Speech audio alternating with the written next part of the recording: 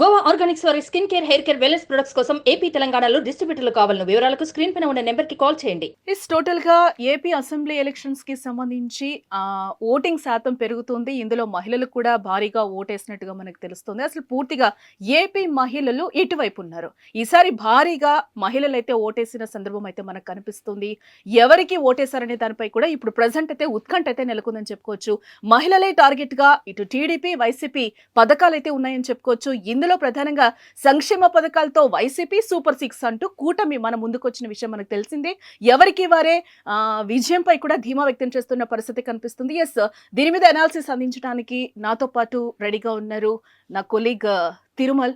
Yes Tirumal, మన total మహిళల శాతం అయితే ఓటింగ్ శాతం ఈసారి పెరిగిందని చెప్పుకోవచ్చు. టోటల్ గా ఎవరి వైపు మహిళలు ఉన్నారు అని అనుకోవచ్చు. జానకి, పొద్దు నుంచి మనం చూస్తున్నాం ఓటింగ్ ని పోలింగ్ కేంద్రాల దగ్గర పరిస్థితిని రెగ్యులర్ గా గమనిస్తూ ఉన్నాం. ఉదయం నుంచి ఎక్కువ చోట్ల మహిళలు ఎక్కువగా కనిపించారు. మహిళలు, వృద్ధులు ఎక్కువగా కనిపించారు. మహిళల ఓటింగ్ ఎక్కువగా ఉన్నట్టుగా కనిపిస్తోంది. పురుషులతో పోటీ పడి ఈసారి మహిళలు వేసినట్టుగా కనిపిస్తోంది. సాధారణంగా రాజకీయాల్లో పురుషులది ఆధిపత్యం కనిపిస్తుంది.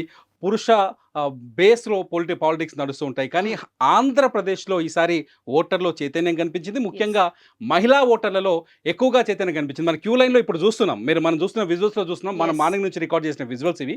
ఈ మార్నింగ్ నుంచి రికార్డ్ చేసిన విజువల్స్ చాలా చూడండి, విమెన్ ఎక్కువగా కనిపిస్తున్నారు. విమెన్ క్యూలో నిలబడి ఓపిక్గా ఓటేసి వెళ్ళిపోయినట్టుగా చాలా స్పష్టంగా కనిపిస్తున్నారు.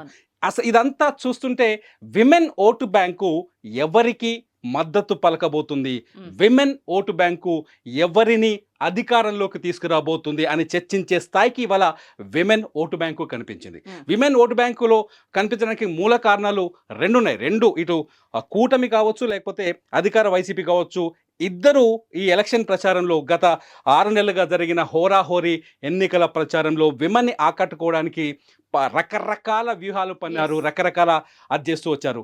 ముఖ్యంగా మేనిఫెస్టోలు గమనిస్తే సూపర్ 6 పేరుతో కూటమి ఒక అద్భుతమైన మేనిఫెస్టో తీసుకొచ్చిందని మనం చెప్పొచ్చు ఒక విధంగా. ఎందుకంటే కూటమి తెలంగాణలో గతంలో, కర్ణాటకలో కావచ్చు, తెలంగాణలో కావచ్చు, గతంలో అమలు చేసిన పథకాలతో పాటు మహిళలకి బెనిఫిట్ తీసుకొచ్చే పథకాలని సూపర్ 6 అని చెప్పేసి ఒక మేనిఫెస్టోని పబ్లిక్లోకి తీసుకొచ్చే ప్రయత్నం చేసింది. సూపర్ 6ని ఎక్కువగా వైరల్ చేసింది.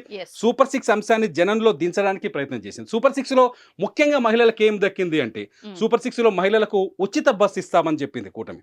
కూటమిలో ఫ్రీ బస్ ప్రయాణం మనం తెలంగాణలో చూసాము, కర్ణాటకలో చూసాము. ఫ్రీ బస్ ప్రయాణానికి చాలా ఆదరణ వచ్చింది. తెలంగాణలో కూడా చాలా మంది మాట్లాడతారు, తెలంగాణలో ఫ్రీ బస్ అనేది ఓటింగ్ మీద ఎక్కువ ప్రభావం చూపించింది. ఫ్రీ బస్తో మహిళలు కాంగ్రెస్ పార్టీ వైపు నిలబడ్డారని చెప్పేసి తెలంగాణలో ఒక చర్చ జరిగింది. సేమ్ ఇదే ఫ్రీ బస్ స్కీమ్ని ఆంధ్రప్రదేశ్లో తీసుకొస్తామని చెప్పేసి కూటమి మొదటి నుంచి హామీ ఇస్తూ వచ్చింది. మహిళలకి లోన్లు ఇవ్వడానికి, 0 వడ్డీ లోన్లు ఇవ్వడానికి చంద్రబాబు నాయుడు ముందుకు తీసుకొచ్చారు. డ్వాక్రా పథకాలను తీసుకొచ్చిన ఘనత కూడా చంద్రబాబు నాయుడుదే. డ్వాక్రా ద్వారా మహిళలు స్వయం సమృద్ధి పొందడానికి, తమ కాళ్ళపైన తాము నిలబడడానికి కొన్ని పథకాలు తీసుకొచ్చారు. ఇది టీడీపీ చరిత్రలో, టీడీపీ ఖాతాలో ఉంటాయని చెప్పాలి. ఎవరొద్దన్నా కాదన్నా చెప్పాల్సిన విషయమే. అయితే రెండోది వచ్చేసి ఈసారి సూపర్ 6లో ప్రతి కుటుంబానికి 3 ఉచిత సిలిండర్లు. ముఖ్యంగా మహిళలకు సంబంధమైన వ్యవహారం సిలిండర్ అనేది, వంటగదికి సంబంధమైన వ్యవహారం. చాలా ఖర్చుని కంట్రోల్ చేయాలి అనే ఆలోచన ప్రతి మహిళకు ఉంటుంది. కుటుంబంలో ఖర్చుని కంట్రోల్ చేయాలనే ఆలోచన ఉంటుంది. కాబట్టి 3 సిలిండర్లని, ఏడాదికి 3 సిలిండర్లు ఫ్రీగా ఇస్తామని చెప్పడం. 4వది వచ్చేసి 18 సంవత్సరాలు నిండిన ప్రతి మహిళకి 1500 రూపాయల ఒక నగదు సపోర్టు కూడా చేస్తామని చెప్పేసి తెలుగుదేశం పార్టీ కానీ కూటమి కానీ తీసుకొచ్చింది. ఈ పథకాల్ని ప్రచారం చేయడానికి చాలా ప్రయత్నం చేశారు. ఇది పబ్లిక్లోకి తీసుకుపోవడానికి కానీ, జనాన్ని కన్విన్స్ చేయడానికి కూటమి కూడా తీవ్రంగా ప్రయత్నించింది. కాకపోతే సేమ్ టైం ఇదే సమయంలో మనం వైసీపీ వైపు వస్తే, అధికారంలో ఉన్న వైసీపీ వైపు వస్తే, మొదటి నుంచి వాళ్ళు మహిళా ఓటు బ్యాంకుని నమ్ముకొని ఉన్నామని చెప్పుకుంటూ వస్తున్నారు వైసీపీ నేతలు. వైసీపీకి అనుకూలంగా ఉండే రాజకీయ విశ్లేషకులు కావచ్చు, వైసీపీకి అనుకూలంగా ఉండే మీడియా కావచ్చు, మహిళల్ని టార్గెట్ చేస్తూ, అంటే జగన్మోహన్ రెడ్డి స్పీచ్లో మనం చాలాసార్లు చూసాం, అక్క చెల్లెమ్మలు అని చెప్పేసి మొదటి నుంచి చెప్పుకుంటూ వస్తారు. అక్క చెల్లెమ్మల అంశం పైన ప్రతిపక్షాల నుంచి విమర్శలు కూడా వచ్చాయి. సో అక్క చెల్లెమ్మలు తన వైపే ఉన్నారని జగన్మోహన్ రెడ్డి మొదటి నుంచి నమ్ముతున్నట్టుగా తెలుసు. ఎందుకంటే అమ్మఒడి పథకం ప్రభావం చూపించిందని వైసీపీ నమ్ముతోంది. దాంతోపాటు 0 వడ్డీకి రుణాలు ప్రభావం చూపించిందని నమ్ముతుంది. ఈసారి మేనిఫెస్టోలో కూడా అమ్మఒడిని తీసుకుని ఉంచారు. వాళ్ళు మేనిఫెస్టోలో పెద్ద మార్పులు చేయలేదు, మేనిఫెస్టోలో బెనిఫిట్స్ని పెంచారు. రెండోది వచ్చేసి 0 వడ్డీ రుణాలు ఇస్తామని చెప్పారు. అట్లాగే ఇళ్ల పట్టాల పంపిణీ కూడా అక్క చెల్లెమ్మల పేరు మీద చేస్తామని చెప్పారు. Yes. ఇవన్నీ మహిళలని ఆకట్టుకోవడానికి తీసుకొచ్చిన ప్రచారంగా మనం భావించవచ్చు ఎన్నికల్లో. సో ఇవన్నీ కూడా మహిళల్లో మొత్తంగా ఆంధ్రప్రదేశ్లో 2 వర్గాల నుంచి, ఇటు అధికార వర్గం నుంచి కావచ్చు, అధికార వర్గంతో పోటీకి వచ్చిన కూటమి నుంచి కావచ్చు, ఇటు కూటమి కావచ్చు, వైసీపీ కావచ్చు, మహిళల్ని ఆకట్టుకోవడానికి ఎక్కువగా ప్రయత్నం చేసిందని మాత్రం మనం ఖచ్చితంగా భావించాల్సి ఉంటుంది. ఈ నేపథ్యంలోనే మనం అనుకున్నట్టుగానే చూస్తున్నాం, విజువల్స్లో చూస్తున్నాం, మనం ఇంతకుముందుకు అనుకున్నట్టుగానే మహిళల్ని ఈ అంశాలు పోలింగ్ బూత్ దగ్గరికి తీసుకొచ్చాయని మనం చెప్పొచ్చు. ఎందుకంటే ఆంధ్రప్రదేశ్లో ఓటింగ్ పర్సంటేజ్ మనకు ఇంకా మారే అవకాశం చాలా స్పష్టంగా కనిపిస్తుంది. ఇప్పటికి Yes, sir. పోలింగ్ ముగిసింది కానీ పోలింగ్ పర్సంటేజ్ పెరిగే అవకాశం కనిపిస్తోంది. ఎక్కువగా మహిళలు పొద్దు నుంచి పోలింగ్లో పాల్గొన్నట్టుగా మనకు అర్థమవుతోంది. రాజకీయ పార్టీలు కూడా నిజం చెప్పాలంటే మహిళా ఓటు బ్యాంకు విషయంలో కానీ, మహిళల ఓట్ల పట్ల కానీ ఇటు కొద్దిసేపటి క్రితమే టీడీపీ అధినేత చంద్రబాబు నాయుడు థ్యాంక్స్ చెప్పారు ఆంధ్రప్రదేశ్ ఓటర్లకి. ఎందుకంటే ఇంత ఘనమైన సపోర్ట్ చేస్తారని, ఇంత చైతన్యవంతంగా ఓటింగ్ చేస్తారని నేను ఎక్స్పెక్ట్ చేయలేదు. చాలా బాగా ముందుకు వచ్చారు, చాలా బాగా ఓటింగ్లో పాల్గొన్నారు. పొద్దు నుంచి కొన్ని చోట్ల చూడాలంటే పురుషులు కూడా ఈసారి ఓటింగ్ మొత్తంగా పురుషులు కూడా ఎక్కువగా ఉన్నారు కానీ మహిళలు ఎక్కువగా కనిపిస్తున్నారు మనకు. Yes, so exactly. సో మహిళల ఓటు బ్యాంకు మాకంటే మాకు అంటూ 2 పార్టీలు 2 Yes. వర్గాల్లో ఒక ఆశ కనిపిస్తోంది. Yes. మహిళలే ఈసారి ఆంధ్రప్రదేశ్ ఎన్నికల Yes, ఫలితాన్ని ఎందుకంటే తేల్చను. తిరుమల ఇంకోటి కూడా ఇక్కడ మనం చెప్పొచ్చు, అంటే మహిళల టార్గెట్ కానీ 2 ఉన్నాయి కాబట్టి ఇటు సూపర్ 6 అలాగే ఉంది, ఇటు సంక్షేమ పథకాలు కూడా లేడీస్ కి చేకూరే విధంగా, లాభం చేకూరే విధంగా ఉంది కాబట్టి టోటల్ గా వీళ్ళ పర్సంటేజ్ పెరిగిందని అనుకోవచ్చు. అంటే అదే, ఎందుకంటే ఎక్కువగా మహిళల్ని పోలింగ్ బూత్ కు తీసుకొచ్చింది. Yes. మహిళల్ని పోలింగ్ బూత్ దగ్గర ఎంత ఎండ ఉన్నా, కొన్ని చోట్ల వర్షం పడ్డది, Yes. ఎండలు ఇవాళ చాలా చోట్ల చూసాం. ఉదయం నుంచి ఎండలు తట్టుకోలేక విజయనగరంలో 2 చనిపోయారు. ఇంకో చోట ఒక మరణం నమోదైంది. కొందరు పోలింగ్ బూత్కి వచ్చిన ఒక అతను గుండెపోటుతో చనిపోయారు. Yes, విజయనగరంలో exactly. మాత్రం ఎండ వడదెబ్బ గట్టి కొట్టినట్టుగా మనకు కనిపించింది. అయినప్పటికీ కూడా అదరలేదు, బెదరలేదు.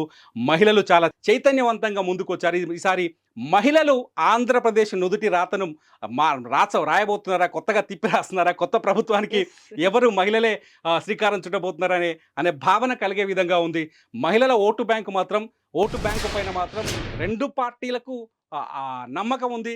2 పార్టీలు ఆశగా ఎదురు చూస్తున్నాయి. ఖచ్చితంగా మహిళలు తమ వైపే ఉంటారని చెప్పి. ఎందుకంటే టీడీపీ తీసుకొచ్చిన ఉచిత బస్సు కావచ్చు, 3 సిలిండర్లు కావచ్చు, నెలకు 18 ఏళ్ళు నిండిన వారికి నగదు సపోర్ట్ కావచ్చు, ఇటు వైసీపీ తీసుకొచ్చిన అమ్మఒడి కావచ్చు, లేకపోతే అక్క చెల్లెళ్ళ పేరు మీద ఇల్లు ఇస్తామని చెప్పడం కావచ్చు. ఇవన్నీ చూసే ఆల్మోస్ట్ ఎంత వద్దనుకున్న రాజకీయ వైరం వేరుండొచ్చు, రాజకీయ పార్టీల మధ్య విభేదాలు వేరుండొచ్చు, కానీ ఓటు దగ్గరకు వచ్చేసరికి మాత్రం వర్గాల వారీగా ఆకట్టుకోవడానికే మేనిఫెస్టోలు తయారు చేస్తాయి. వర్గాల వారీగా ఓటర్లను తమ వైపు చేర్చుకోవడానికే రాజకీయ పార్టీలు మేనిఫెస్టోలు తయారు చేస్తాయి. కాబట్టి అది చాలా స్పష్టంగా కనిపించింది. ఆ ప్రభావమే మహిళల్ని ఇక్కడికి లాక్కొచ్చింది. పోలింగ్ బూత్ దగ్గర ఓర్పుగా నిలబడేటట్టు చేసిందని మాత్రం నేను అనుకుంటున్నాను.